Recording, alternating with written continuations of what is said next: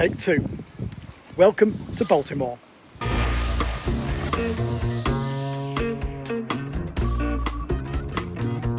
If you walk through the garden. That's Baltimore, County Cork, not Mayor Carcetti and Omar Little's lawless Maryland metropolis.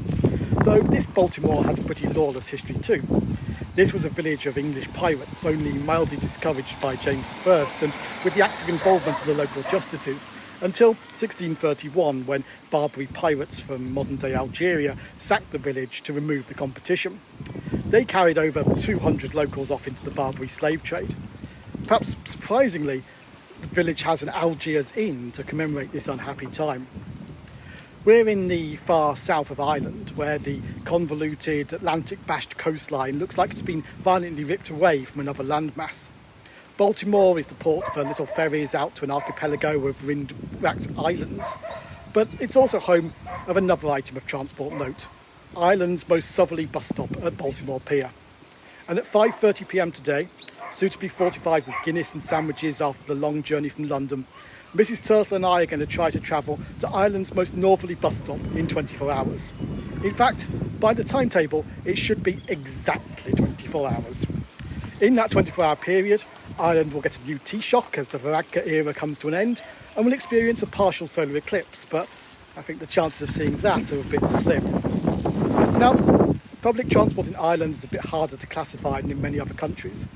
The bus and coach border is pretty ill-defined here, and the basic local bus network, while improving a lot and quite quickly, doesn't let you make a journey like this.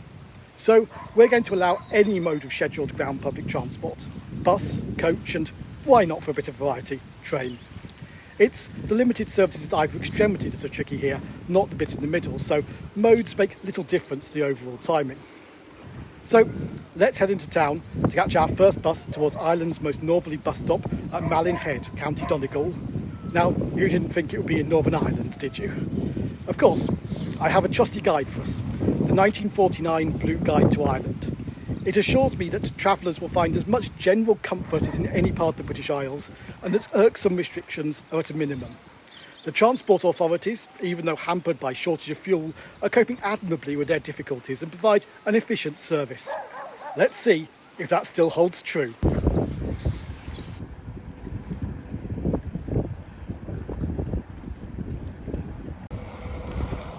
Here's my bus. Slightly late, but should be fine. Oh, I sounded optimistic enough there, but my first connection is just 7 minutes in Skibbereen, and we're already 5 minutes down. However, any worries are short-lived. On asking the driver, he cheerily assures me that we will make the Killarney connection, for the straightforward reason that he's driving it and it'll be the same bus.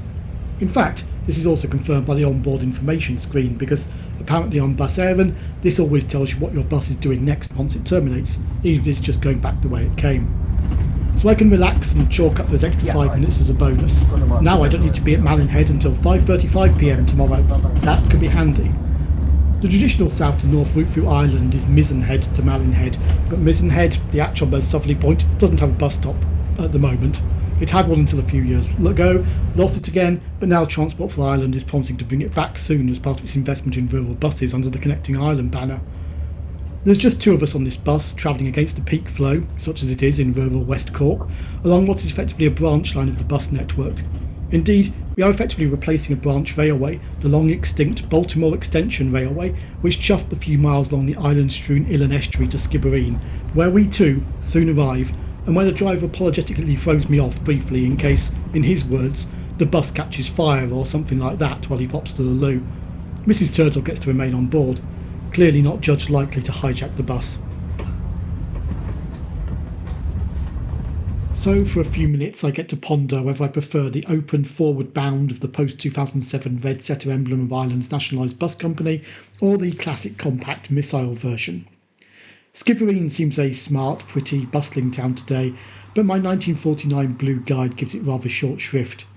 Of little interest in itself, though it sniffily admits that the town is a good centre for exploring the attractive neighbourhood, which suffered very severely in the famine of 1846.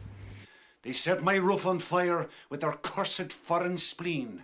And that's another reason why I left old Skibbereen. 12 more verses now. And so we do indeed leave old Skibbereen, now as the 270 to Killarney, a 2.5-hour meander still deeper west.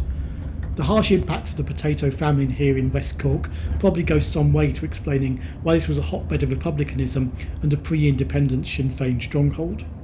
In particular, this was Michael Collins' country, the IRA intelligence genius, not the guy who went most of the way to the moon. Born just up the road at Woodfield and assassinated by his own countrymen here in County Cork. For my blue guide, the Civil War of barely a quarter of a century earlier is recent history. The country has recovered, it summarises curtly.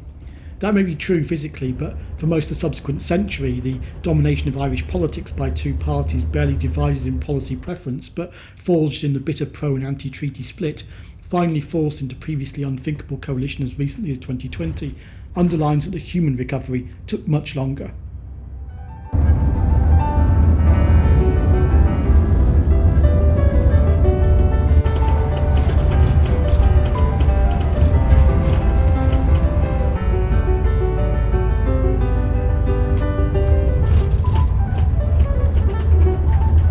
As an old Irish blessing for travellers, may the road rise to meet you.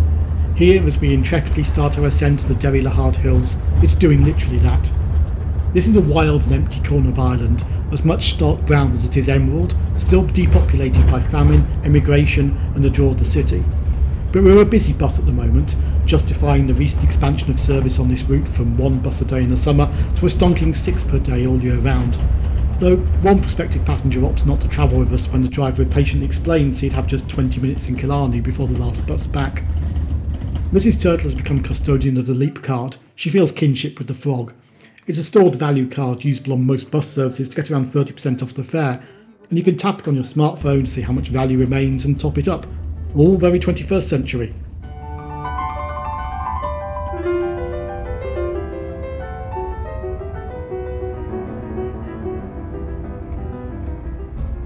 Round from the bleak hills and we're back on the coast, a low wall barely separating us from the foam-flecked battleship grey waters of Bantry Bay. Like at Baltimore, this is another convoluted sound of promontories and islands. For a few 20th century decades, this beautiful sheltered deep anchorage was the unlikely location of an oil terminal, taking advantage of the closure of the Suez Canal after the Six-Day War to send huge oil tankers round the Cape to be offloaded here for onward distribution across Europe. This came to a horrific and sudden end on the 7th of January 1979, when the poorly maintained French tanker Betelgeuse exploded during discharge, killing 50 and destroying the terminal. These seem unthinkable events in such a spot today, and as we press on beyond Bantry town into Glengariff Bay, where the mirror-flat waters are a total contrast to choppy Bantry, we're amid scenic honeypots that could not be further from the crude industrial world. Of Glengariff, William Makepeace Thackeray said, "Were such a bay lying upon English shore, it would be a world's wonder." My blue guide labels it the most beautiful spot in County Cork, though complains that the standard of available accommodation hardly comes up to the standard of other equally famous Irish beauty spots. I can't comment on that, but the village of Glengariff does seem to be dedicated to nothing but the provision of beds, board and Guinness for the touristic seeker of a West Cork idyll. Lots of young people, Irish and Central European, get off here, heading for shifts in the many hotels, and just myself and one other passenger remain for our near-private chauffeur-driven trip along the most incredible part of the 270 route. Now comes the Caha Pass.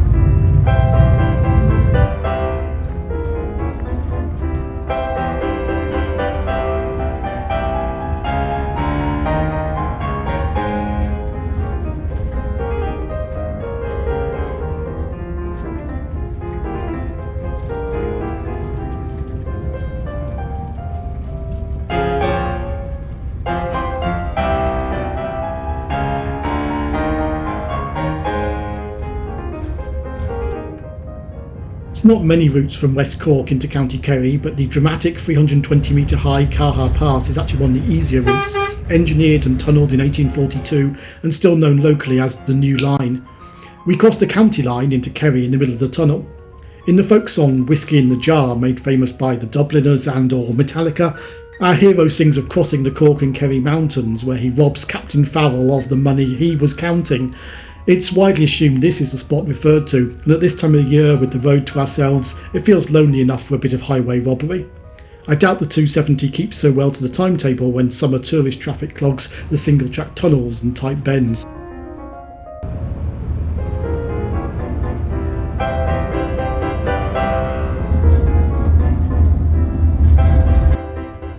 On the Kerry side, the road descends swiftly into classic green countryside.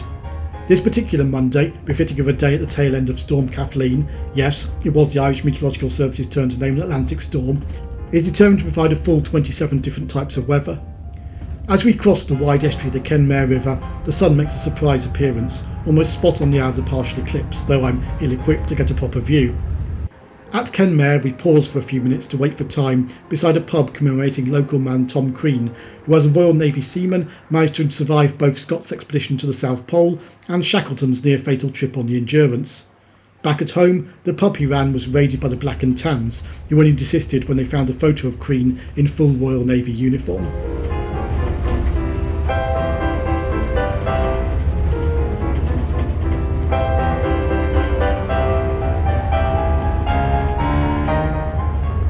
Weather changes dramatically again. The three French hikers we picked up at Kenmare just have time to express joy at their timing before they fall asleep, and we make an easterly diversion. A pleasant alternative to the usual and more striking road to Killarney, according to the Blue Guide, serving the multicoloured metropolis of Kilgarvan.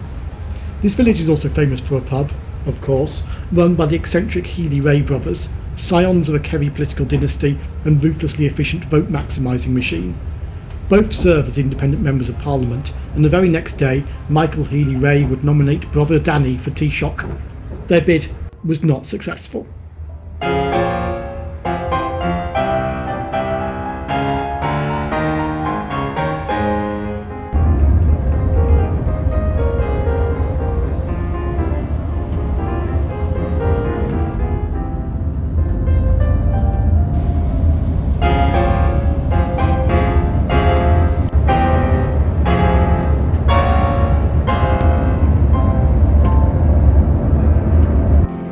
Quarter to 9, and after one final pass and a fiery sunset, we finally reached the end of the wonderful 270 Odyssey at Killarney's quiet bus station. Killarney is situated next to three lakes, surrounded by forests, and sits below McGillycuddy's Reeks, Ireland's highest mountain range.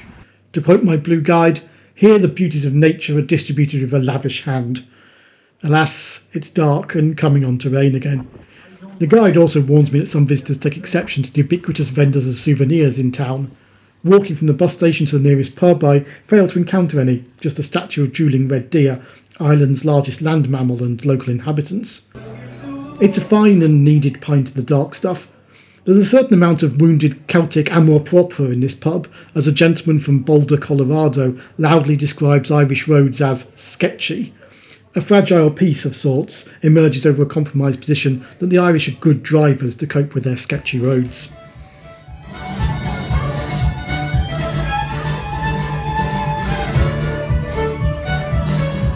Half past 11 and fortified, I'm off into the biting cold April night, past the parking places for jaunting cars, horse-drawn carriages that will take visitors into the national park in more salubrious weather, in search of a midnight bus going anywhere. Well, actually, it's a very specific bus I'm after, and it doesn't deign to serve the bus station, just a lonely stop on Mission Road, bereft of any indication that my onward conveyance stops here. I passed the time admiring the striking memorial on the other side of the road to Monsignor Hugh O'Flaherty, a Killarney golf course steward who became a papal consul and during World War II was nicknamed the Scarlet Pimpernel of the Vatican, a master of disguise and subterfuge who saved the lives of more than 6,000 Jews and escaped POWs in Italy. Mrs. Turtle, meanwhile, is passing the time by loudly suggesting that next time we want to catch buses at midnight, we do it somewhere a bit warmer. Nerves are settled a bit as a little band of prospective travellers gathers at the witching hour approaches, and then, to everyone's joy, a big warm coach hoves into view. As so often on 24-hour challenges, the question of what to do efficiently with the early hours of the morning is answered by an airport. This is the midnight coach, or more accurately, the 0001 coach, to Dublin Airport.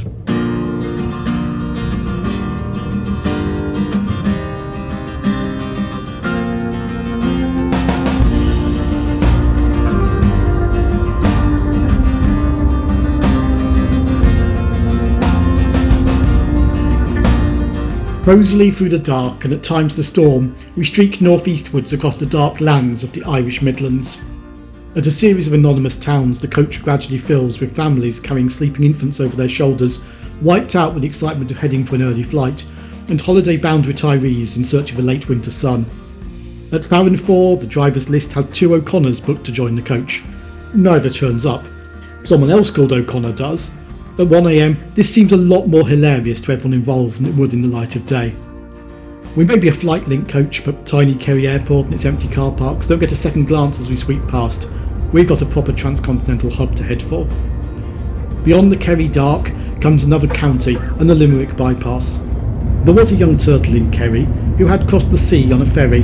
By bus and by train she rode north again, and the thought of Malin made her merry.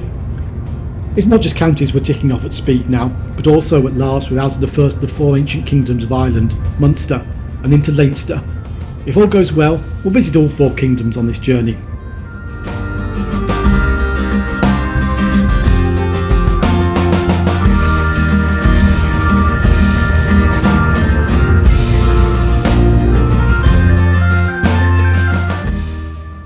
To soaking County Dublin, and we're no longer beyond the Pale. The Pale in question was the parts of medieval Ireland immediately around the capital that were under meaningful control of the English king. Our coach swings round the city's northern ring road, and we're deposited in the freezing rain of the tarmac expanses of Dublin Airport's forecourts, filled with swirling exotic bus liveries and the silent zombie march of the sleep-deprived, luggage and baby-juggling masses towards the bright lights of departures. I never quite get over a feeling of being an interloper, being at an airport when not flying, like I'm prying into lives that aren't mine and I haven't bought a ticket to see into. But sod it, the airport has toilets where I can put on some dry socks. Oh, don't underestimate the sheer unbridled joy of dry socks before the wet shoes start seeping through the new ones. And the terminal's bus departure board is nearly as exotic and wide-ranging as its departure board for Airbuses. There's options where I could head north directly from here, but I'm going for the most interesting way to reach the far north and heading south into Dublin city centre.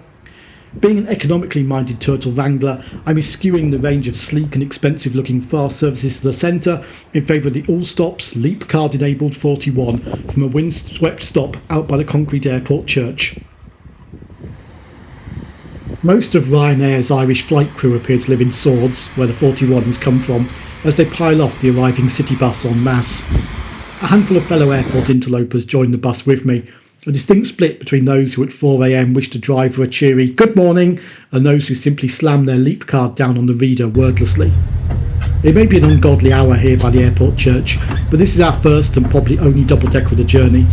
Mrs. Turtle is delighted to have her preferred perch, and I'm scrabbling into the recesses of my rucksack for something to mark the occasion. Through the rainy dark, we rattle down empty bus lanes, bilingual announcements counting off every unwanted stop. We're soon ahead of time, and I discover that there will be a short delay in order to get the bus back on time, is Dublin's less euphemistic version of London's dreaded held here to even out the gaps in the service. At this time of the morning, it's a fast transition from slightly scruffy suburbs to the wide ceremonial expanse of O'Connell Street, where we bid farewell to our yellow and green chariot and set out for a little freezing early morning sightseeing in what the Blue Guide calls a Western Athens. In further diplomatic observations on the recent past, the Blue Guide author opines that the Easter Rising was partly crushed with spasmodically repressive measures. At the General Post Office, the tricolour flutters proudly where the Republic was proclaimed on that Easter Sunday, while a few frozen homeless bed down beneath the portico. At the foot of O'Connell Street, the Liffey flows dark and rapid towards Dublin Bay, under the cast-iron span of Halfpenny Bridge, named after the toll its constructor was permitted to levy for 100 years. The toll actually lasted 103 years to 1919, by which time it had become a penny halfpenny, but the bridge's nickname never changed. Further downstream, the Custom House lowers on the north bank, all very second city of the Empire, the never quite true but also never quite untrue moniker Dublin was labelled with at the turn of the century. But what it symbolised was certainly a reason for it being the target of De Valera's disastrous and brief turn away from guerrilla warfare in 1921, though the IRA did destroy a lot of tax records in the process. I'm delighted to finally find a cafe that will serve me a decent cup of coffee at 6 AM and seems to provide a turtle babysitting service.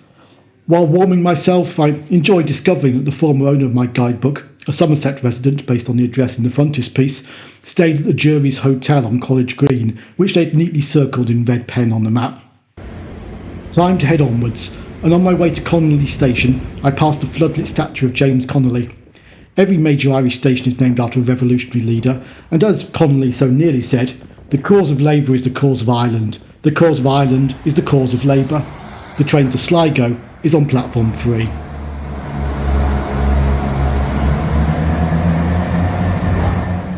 Having hit the east coast, we're now ricocheting back northwestwards like a pinball. Again, there's a multiplicity of ways I could continue, including a straight shot towards Belfast, but I'm opting for what I think might be the most interesting, a journey up the remaining straggling arm of the Irish railways, that's Ian Road Éireann, into the northwest of the Republic. This is only my second long-distance journey with Ian Road Éireann. The first was yesterday on the way down to Cork, but I'm getting to rather like them. Their trains are modern, comfortable and spacious, and service frequencies have improved a lot in the past few years. Not that long ago, Sligo had just 4 services a day to Dublin. Now it has 8. But despite a lot of modernisation, there's still a distinctive Irish flavour to the operation. On my Cork train yesterday, it was only halfway through a chat with a permanent way worker at Limerick Junction that the guard realised the train was 10 minutes late and he'd better get it moving. And the whole putting your name above your seat thing takes some getting used to. The almost unique thing about Irish railways, however, is their gauge. 165mm wider than the standard gauge used on the big island next door and in most of Europe, and otherwise found only in Brazil and a couple of Australian states. My blue guide is full of handy hints for rail travellers. I'm particularly glad that trains are air-conditioned now, as it tells me control of the window is by custom conceded to the passenger seated next to it, facing the engine. Considerate passengers in this position generally take the sense of the company on the subject of ventilation. This all sounds far too much like an exercise in consensus building for my sleep-deprived state. So the first train in the morning to Sligo makes a rooftop departure from Dublin, past the spiritual home of Gaelic football at Croke Park. And then we stop and sit on the viaduct for a long time. Turns out a commuter train in front is having door problems. Actually, we stutter forward again, but it's a slow run now, stuck behind the stopper all the way to Maynooth, on a railway being worked beyond its ideal capacity as it struggles to cope with major suburban growth and rising demand. For much of this distance, the line follows the Royal Canal. Fierce 18th century competition gave Ireland 2 inland waterway connections from Dublin to the Shannon, the Royal Canal and the Grand Canal. Unusually, the Royal did a decent passenger trade as well as goods, with a fare to Maynooth of 1 shilling and 1 pence, undercutting the stagecoach.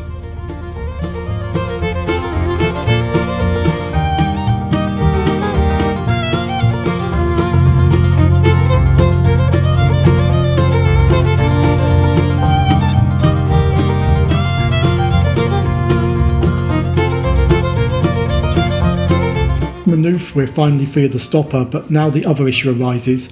From here on, it's a single line with far-flung passing loops. The crack of dawn-up train from Sligo to the capital has been prioritised over the already delayed country-bound passengers. We'll have to wait for it here. Luckily, one of the things that attracted me to this route was the very generous 90-minute connection at Sligo. Looks like I may be needing much of it.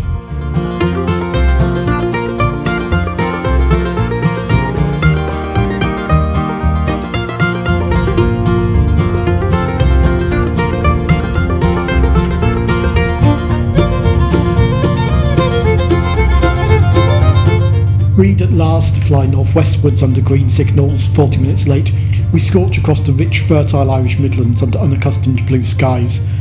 In eastern County Westmeath, at last, a Dublin-bound train is made to wait for us in the loop at the closed Killarney station, rather than vice versa.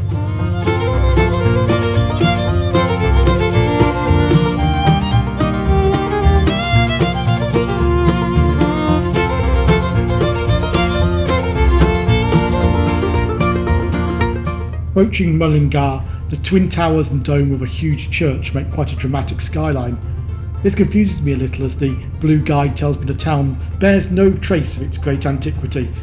Then I realise this is the brushed over new cathedral, built just 13 years before the guidebook was published in 1936.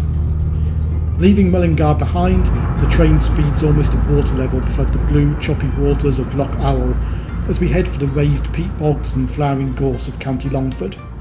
Behind me, 2 men, strangely dissatisfied with this South Korean built railcar, are having a lengthy whinge that the trains aren't in the classic orange and black anymore. And the railroad makes a shining silver highway.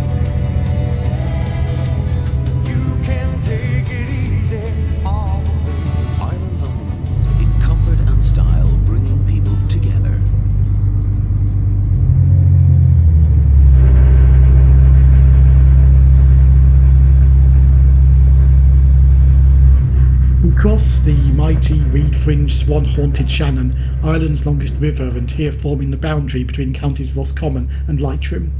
We're now well into our third historic kingdom, Connaught, and it won't be long before we're in the fourth and final. The landscape is rapidly becoming wilder and more mysterious as we speed northwest.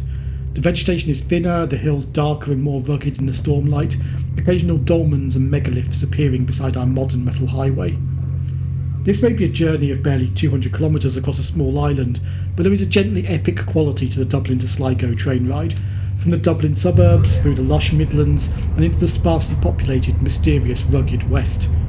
There's a brief comic interlude where our train starts rolling backwards as it attempts to restart from a signal just outside Carrick-on-Shannon, but eventually our wheels bite the rails once more, and we're off on the final leg to the end of this straggling line, under the bare bones of the roof of the much-reduced Sligo-McDermott station. This terminus, too, takes the name of an Irish independence fighter, Sean McDermott, the second signatory of the Proclamation of the Republic, executed by firing squad after the failure of the Easter Rising. Sligo is, according to my guide, an admirable centre for fishermen and antiquaries to follow their several pursuits. Truth be told, it probably needs more than half an hour, so that my main impression isn't of what I think is going to be a nice riverside square that turns out to be a car park. Nevertheless, there are some fine civic buildings and, best of all, some superb peaty rapids broiling right in the town centre. But a train delay has curtailed our time here. This is the end of the railway these days, so we're back on the road and back with Bus Éireann, or at least their commercial expressway arm, which sadly downplays the Irish setter branding. We're joining the 64 for the very last leg of its 6-hour odyssey up the west coast of Ireland, from Galway right to Derry, providing both long-distance links on this railless corridor, as well as lots of short hops for local passengers.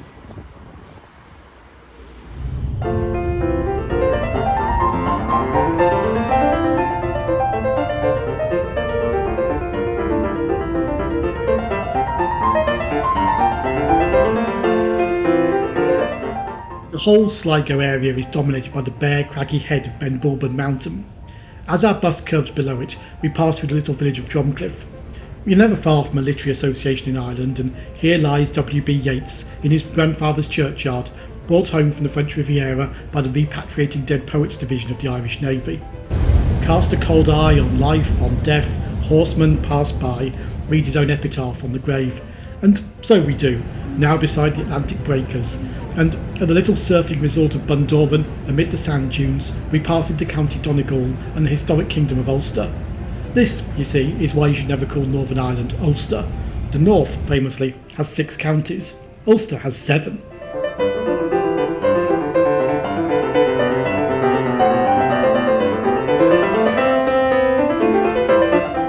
Here at Ballyshannon, the Republic is just 6 miles wide, and 2 bridges here across the Erne are all that links northern County Donegal to the rest of the country. In my Go West video, I demonstrated you can indeed walk across the whole country between breakfast and lunch here. Maximalist partition plans would have seen County Donegal stay as part of the UK with the rest of Ulster, but politicians in Belfast and Westminster recognised reasonably swiftly that seeking to hold such a heavily Catholic county would be impossible politically and militarily. And that's why the most northerly point in Ireland isn't in Northern Ireland at all. Not far from Ballyshannon, and we're in the county town of Donegal, where every time I've passed through on a bus it has lost time, thanks to the lack of a proper bus station, the bus having to fight with cars for space in the central diamond, while the always numerous passengers congregate and block the narrow pavements. Luckily, once again, we've got a reasonably generous connection at the end of this leg. Freed at last from Donegal town, our route slices away from the coast and up and through the Bluestack Mountains, which seem more brown than blue today, at Barnesmore Gap. There's a general rule that every time you pass through a remote Irish pass, you'll find there was once an improbable, unprofitable railway through it too, and so is the case here. Until 1959, the narrow-gauge West Donegal Railway made its leisurely way through here en route to Ballyshannon or Killybegs. Down from the Bluestacks, and we pass through Workaday Letterkenny, and then climb high above the low-tide mudflats of Loch Swilly.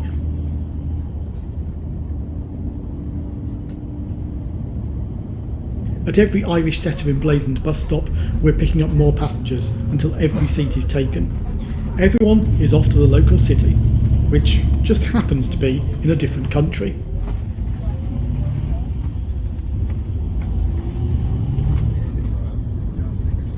Next stop, an Head Stadella, Killarney. The village of Killarney straggles along the Derry road. This was a largely Protestant village at the time of partition, and the 1925 Boundary Commission recommended moving it to Northern Ireland, along with other minor border changes, but London, Belfast and Dublin all happily shelved the report. Now at the eastern end of the village, there's simply a sign saying speed limits in miles per hour. Nothing else marks the border as we pass from County Donegal to County Londonderry, from the Republic of Ireland to the United Kingdom and out of the European Union. We drop swiftly to the banks of the Foyle and our red expressway bus settles happily, if slightly late, amid its Scarlet City counterparts at Derry bus station. We're here because, despite the border, Derry is a transport hub for the far north of County Donegal. Thanks to the delay, we've a little less time than I hoped in Northern Ireland's second city, perched in its west of the Foyle enclave, but we need to stroll through town anyway for our onward connection. Right next to the bus station is the magnificent Guildhall, symbol of 19th century prosperity, which gets nothing more than a desultory glancing mention in the Blue Guide, a reminder of how ill-regarded Victorian Gothic architecture was until about the 1980s. I mean, they tried to knock down St Pancras Station. The Guildhall is just outside the city walls, one of the most complete set in these islands, and famously never breached, giving the city the moniker of the Maiden City. Most famously and contentiously for modern Derry, 13 apprentice boys closed the city gates against Jacobite forces led by deposed King James II in 1689.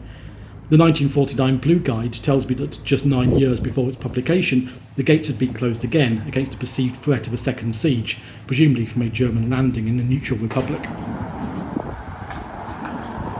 It's going to be a very short return to the United Kingdom.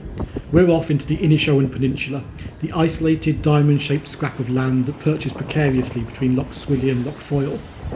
The Transport for Ireland local link buses out onto the peninsula don't get the privilege of using the smart bus station in Derry, but are relegated to an obscure backstreet terminus beside a pigeon-populated Presbyterian church. Hopping aboard the busy bus just before departure, I use my Leap card to pay the fare, which I think technically means I've paid for a bus journey in Britain using euros. Wonders will never cease.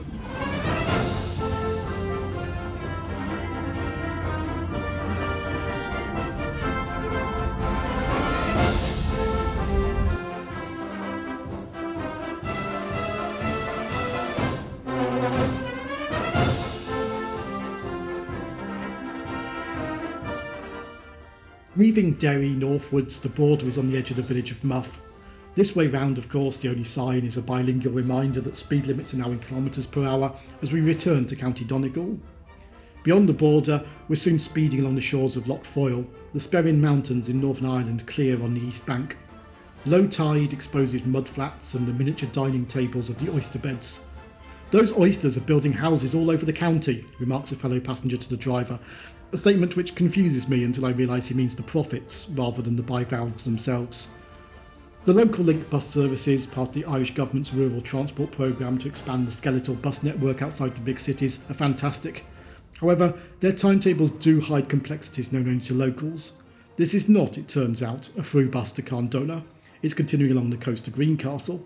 But when we get to a lay-by by the Quigley's Point Lecture Hall, the Carndona-bound cognoscenti lead the way to the waiting connection parked just in front.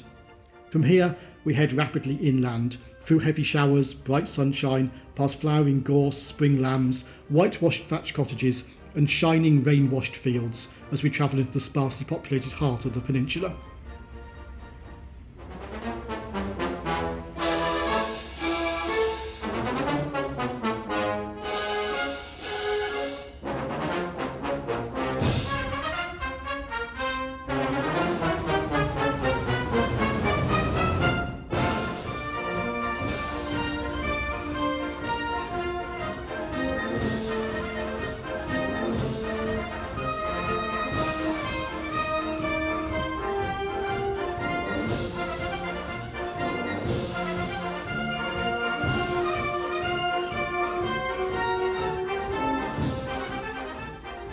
Carndona is a tiny town, but as the hub for the entire straggling peninsula, it goes into bat hard, with the vast hilltop church of the Sacred Heart dominating the town, and what was once Ireland's largest primary school. It's our final interchange point, and the 952 drops us in Carndona's central diamond with just over an hour before the last bus. I'm feeling cautiously optimistic. Obviously, some of my time in Cardona is spent examining the bulk of the Sacred Heart, some of it trying unsuccessfully to get my iPhone to charge with the help of safety pins from the pharmacy, but a lot of it is spent eating an immense Florentine from the Café Bamba bakery. It's not just the church and the primary schools are out of scale here, but also the baked goods. This journey's been worth it alone for this €3 monster. It's coming up to 5 p.m. and the smart minibus, at last, the bus that actually looks like a bus, not a coach, pulls in at Cardona Diamond, ready to take me on the wandering journey to Ireland's Ultima Thule, Malin Head. 4 times a day, this local link service, with its incredibly friendly drivers, braves the narrow, windswept lanes of the final tip of the Inishowen Peninsula. The journey starts off tamely enough along the straight road to Malin town. On board we have a 60-year-old sheep farmer who claims not to be able to read or write, and a 3-year-old who claims to be able to drive a tractor. I suspect both exaggerate a little. Going to Malin town, we cross Ireland's second longest stone bridge, swing round its village green, and then head off on one of the most extraordinary bus routes I've ever taken. The scenery of the west side of the Inishowen Peninsula is almost beyond description in its loveliness, especially on a glorious spring evening, beside the beaches and through some of Europe's largest lamb-flecked sand dunes.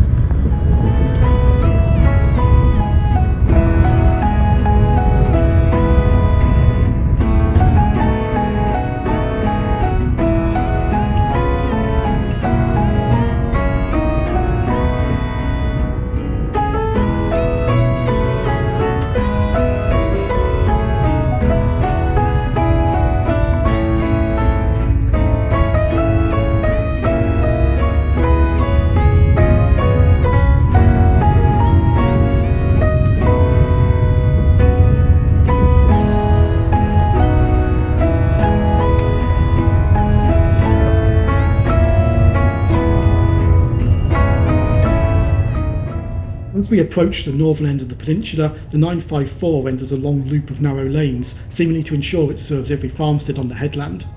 A lady travels from one farm to the next to make a social call, seemingly happy to get confirmation from the driver that she has just 20 minutes before he returns on the last service of the day.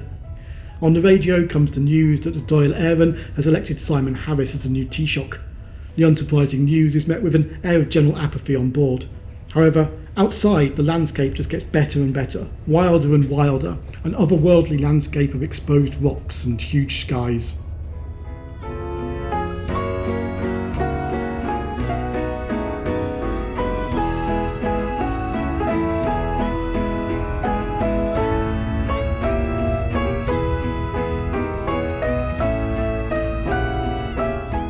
My mind begins to turn to the deadline. The 954 is timed to drop me at the most northerly bus stop at 5:30 p.m. With the 5-minute delay leaving Baltimore yesterday, I've got a mini buffer, and despite the narrow lanes and chatty customers, the 954 is sticking more or less to schedule. But as we come into sight of Journey's End, something appears that could scupper it. A patriotic horse, half blocking the lane. That's why I'm smart. Really want to enjoy deep that.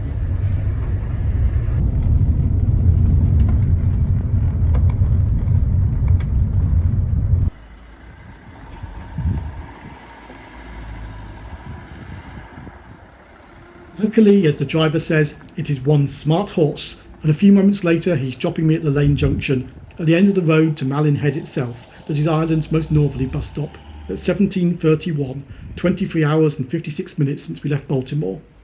Passenger facilities here aren't substantial, but there is at least a recent corrugated plastic sign to mark the stopping point. It's great to see such a well-used rural bus service. It turns out the lady being dropped off to catch the bus here is the owner of my B&B for the evening, after choir practice in Cardona. We can hardly let the journey end here. Beckoning to me is Bamba's Crown, the hill at the very northern end of Ireland, topped by the lookout tower built by Lloyd's of London to provide early reports of the movement of transatlantic shipping.